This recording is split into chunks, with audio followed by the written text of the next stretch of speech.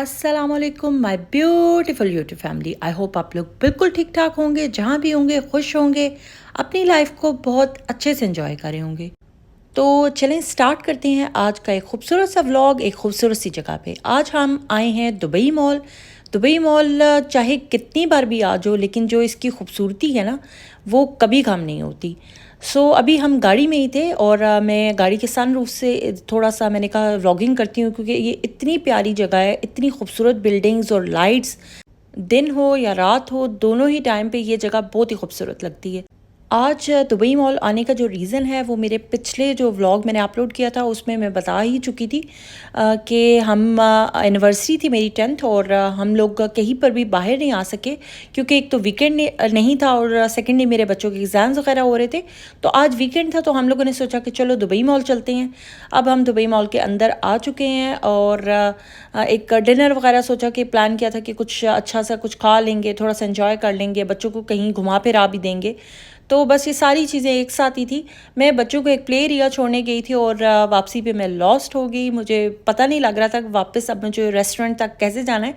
तो ये इतनी प्यारी सी जगह थी, मैंने कहा चलो इसी की थोड़ी सी व्लॉगिंग करती हूँ, आपको दिखाती हूँ कि ये कैसी है। दुबई मॉल इट्सेल्फ इतना बड़ा है कि कोई इंसान उसको एक टाइम में या एक दिन में विज़िट कर ही नहीं सकता। मैं कितनी बार आई हूँ यहाँ पर, लेकिन मुझे यहाँ के रास्ते और ये चीज़ें अभी तक नहीं समझ आई। अक्सर अगर मैं अकेली हूँ तो मैं गुम जाती हूँ। तो ये जगह भी इतनी प्यारी थी दुबई मॉल। मुझे लगता है हर जगह का उसका इंटीरियर जो है ना और आर्किटेक्ट जो है वो ज़रा डिफरेंट सा है। तो अभी इस वाली जगह का भी जो रूफ़ थी या जो इसका फ्लोर था, जो इसके गोल मेहराब थे, वो इतने खूबसूरत इस एरिया के थे। फिर रास्ते में कुछ फाउंटेन्स बनाए हुए थे, क्योंकि ये एक बेसिकली एक टूरिस्ट स्पॉट है। दुबई मॉल में टूरिस्ट बहुत ज़्यादा आते हैं शॉपिंग के लिए भी। और सामने एक जैसे ही दुबई मॉल से निकलें तो बुर्ज खलीफा है, वर्ल्ड टॉलेस्ट बिल्डिंग, फिर डांसिंग फाउंटेन है। ये बहुत से रीज़न्स हैं जिसकी वजह से दुबई मॉल ऑलमोस्ट हर टाइम बहुत ज़्यादा फुल होता है, बहुत रश होता है। ये देखिए कितना खूबसूरत इसका टॉप है और कितने खूबसूरत इसके ये आर्ट्स बने हुए हैं, और ये पूरा राउंड इसी तरह बार बार इसी तरह के थोड़े थोड़े टाइम के बाद इस तरह के गोल मेहराब से आ रहे थे, और फ्लोर इतना इतना खूबसूरत था।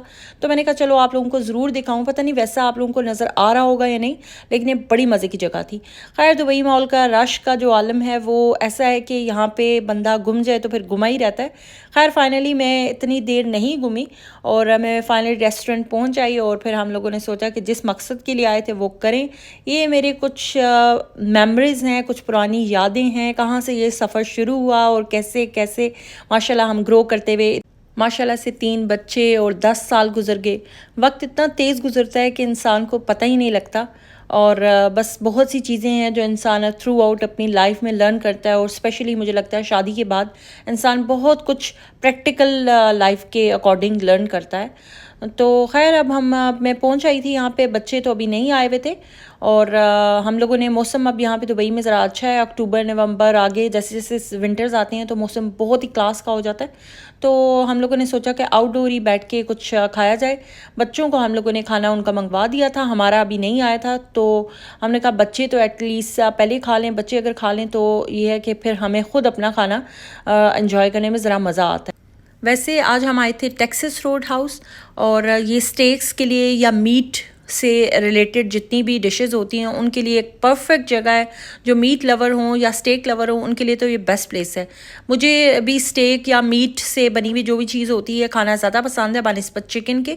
तो मैंने आज अपने लिए स्टेक तो ऑर्डर नहीं किया था, लेकिन जो डिश की थी वो उन्होंने राइस के और कुछ ग्रिल वेजेस और मीट जो स्टेक मीट था उसी के साथ सर्व किया था। बहुत ही ज़बरदस्त था। नाम मुझे बिल्कुल नहीं याद कि क्या था इस डिश का, लेकिन जब आप मेन्यू में देखेंगे तो आपको बहुत से ऑप्शंस अच्छे मीट के, अगर आप स्टेक नहीं भी खाना चाहते तो बहुत कुछ मिल जाएगा। बर्गर्स बहुत ज़्यादा उनके अच्छे मज़े के होते हैं, मुझे तो बहुत पसंद है।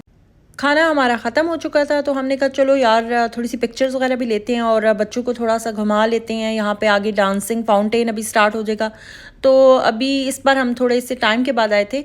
क्योंकि बच्चों के एग्ज़ाम्स थे तो इतना ज़्यादा निकलना नहीं होता था, करीब करीब जगहों पे जाते थे, ऐसी रशी एरिया में या इस तरह की जगहों पे नहीं जाते थे।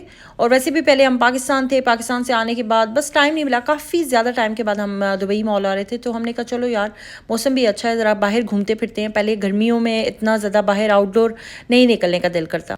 मेरी बात ड्रैग करते हुए कहाँ से कहाँ आ गई।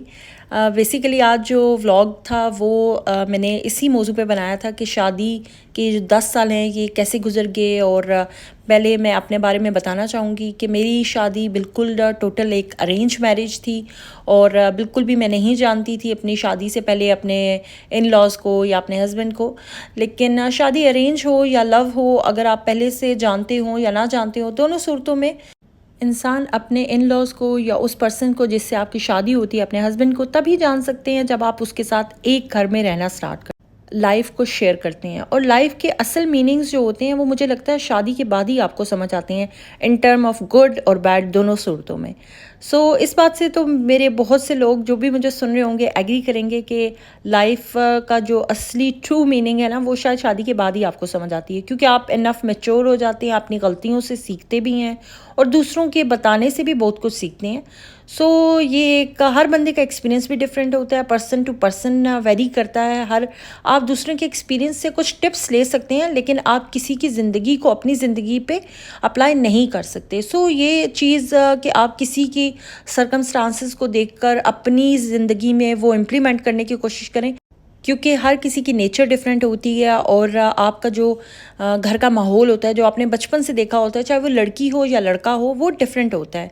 एक दूसरे के साथ रहना, एक दूसरे को अंडरस्टैंड करना और बर्दाश्त करना, यही शायद मेन असूल हैं जो किसी शादी को कामयाब बनाते हैं। एक दूसरे को स्पेस देना, रिस्पेक्ट देना, ये सब चीज़ें ही मैटर करती हैं।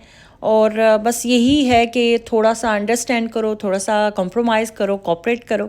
ये सब चीज़ें किसी शादी को वर्क भी करवाती हैं। और फिर आहिस्ता आहिस्ता आप एक दूसरे के आदी हो जाते हो, एक दूसरे से प्यार करने लग जाते हो। जो होता है ना शादी से पहले वाला प्यार, वो एक डिफरेंट प्यार होता है, लेकिन जो शादी के बाद का प्यार होता है ना, वो एक डिफरेंट प्यार होता है। यानी वो आप ट्रू सेल्फ से प्यार करते हैं या नफ़रत करते हैं, जो भी आप करते होंगे। इन शॉर्ट कहने का मकसद ये है कि शादी आपकी लव हो या अरेंज हो, स्टार्ट वो उस दिन से होती है जिस दिन आप एक घर में एक छत के नीचे दो लोग रहना स्टार्ट करते हैं या फैमिली के साथ आप रहना स्टार्ट करते हैं। इट्स डिपेंड, हर किसी की सिचुएशन डिफरेंट होती है। मैं इसको फॉर्चून या अनफॉर्चून आई डोंट नो क्या कहूँ, लेकिन मैं यहाँ पे अकेले रहती हूँ। कुछ लिहाज से ये बहुत अच्छा भी है, लेकिन कुछ लिहाज से फैमिली को बहुत मिस भी करती हूँ। बहुत सी जगहों पे जब मेरे बच्चे हुए थे मैं बिल्कुल अकेली थी, और वो सर्वाइव करना, बस इतना ही है कि अच्छी और बुरे टाइम में सबसे ज़्यादा आपको फैमिली याद आती है। लेकिन बाज़ दफ़ा फैमिली का ना होना भी बेहतर होता है कि आप पे कम रिस्पॉन्सिबिलिटी होती है, कम प्रेशर होता है बहुत सी चीज़ों का। बस बात इतनी सी है कि हर चीज़ के अपने प्रोज़ एंड कॉन्स होते हैं। कहीं लिहाज से कुछ चीज़ अच्छी होती है और कुछ लिहाज से कुछ चीज़ नहीं भी अच्छी होती। मैंने जो अपनी ज़िंदगी या अपनी मैरिड लाइफ से 2-4 बातें सीखी हैं, उनमें से मोस्ट इम्पॉर्टेंट बात तो मुझे ये लगती है कि हमें अपनी शादी के जो पहले 2 साल होते हैं ना, या पहला 1 साल, वो बहुत ज़्यादा इम्पॉर्टेंट होता है। क्योंकि उस 1 साल में या 2 सालों में हमें अपने रिश्ते को समझने या अपने पार्टनर को समझने की बहुत ज़्यादा ज़रूरत होती है। क्योंकि हम 2 डिफरेंट जगहों से या 2 डिफरेंट फैमिलीज़ से बिलोंग करते हैं, और हमारी नेचर, हमारी ब्रिंगिंग जितनी भी होती है वो सब डिफरेंट होती है। ये मोस्ट इम्पॉर्टेंट और मोस्ट बर्दाश्त करने वाले साल होते हैं एक दूसरे को, क्योंकि बहुत सी चीज़ें एक दूसरे से डिफरेंट होती हैं। हम एक दूसरे से सीखते भी बहुत कुछ हैं और बहुत कुछ एक दूसरे के लिए छोड़ते भी हैं। इन 1 साल में या 2 साल में अपने दिल और दिमाग को बहुत ज़्यादा कूल डाउन भी रखने की ज़रूरत होती है, और बर्दाश्त करने का हौसला रखने की भी बहुत ज़रूरत होती है। दूसरी बात जो मैंने बहुत ज़्यादा अपनी ज़िंदगी से सीखी, आपके जो भी मसले मसाइल हों मैरिड लाइफ से रिलेटेड, वो हर किसी से शेयर नहीं किए जाते, क्योंकि उसका फ़ायदा कोई नहीं होता। लेकिन ऐसा है कि आप अपनी ज़िंदगी को हर किसी की नज़रों में और हर किसी की ज़ुबान पे ले आते हैं। और बेहतर ये होता है कि आप वो अपनी ज़िंदगी में 2-4 लोग जो आपको मोस्ट ट्रस्टेबल लगते हैं, या लगता है कि हमारी ज़िंदगी में हमें कुछ अच्छे मशवरे या हमारा अच्छा भला सोचने वाले लोग होते हैं, उन्हीं के साथ शेयर करें। अदरवाइज़ हर किसी को अपनी ज़िंदगी से रिलेटेड बातें नहीं बतानी चाहिए। फिर एक और बहुत ही ज़्यादा इम्पॉर्टेंट बात, कभी भी अपनी मैरिड लाइफ को किसी की दूसरे की मैरिड लाइफ से कंपेयर नहीं करना चाहिए, क्योंकि हर किसी की पर्सनैलिटी, उसके सर्कमस्टांसेस डिफरेंट हो सकते हैं आपसे, और आप किसी की भी ज़िंदगी को बाहर से देखकर अंडरस्टैंड नहीं कर सकते कि बेसिकली उनकी ज़िंदगी है कैसी। इसलिए सुनी सुनाई पे बिलीव नहीं करना चाहिए। जो भी आपकी ज़िंदगी है उसमें खुश रहें और अपनी ज़िंदगी को छोटी छोटी चीज़ों से खुशगवार करने की कोशिश करें।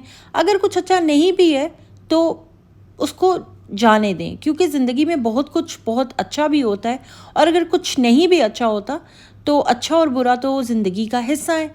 सो खुश रहें, खुशियाँ बांटें। आज का व्लॉग बस इसी तरह की चंद बातों पे और मेरे एक अच्छे दिन के साथ ख़त्म हो गया। ज़्यादा ज़िंदगी से एक्सपेक्ट ना करें, जो मिले खुशी से कबूल करें और खुश रहें।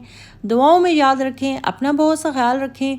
इंशाल्लाह बहुत जल्द किसी और व्लॉग में कुछ और अच्छी अच्छी बातों के साथ हम आपके साथ अपना कुछ वक्त शेयर करेंगे, और उम्मीद करेंगे कि आप भी बदले में हमारे चैनल को लाइक और सब्सक्राइब करें। वीडियो अच्छी लगी तो प्लीज़ लाइक और सब्सक्राइब करें। अपना बहुत सा ख्याल रखें। तब तक के लिए अल्लाह हाफ़िज़।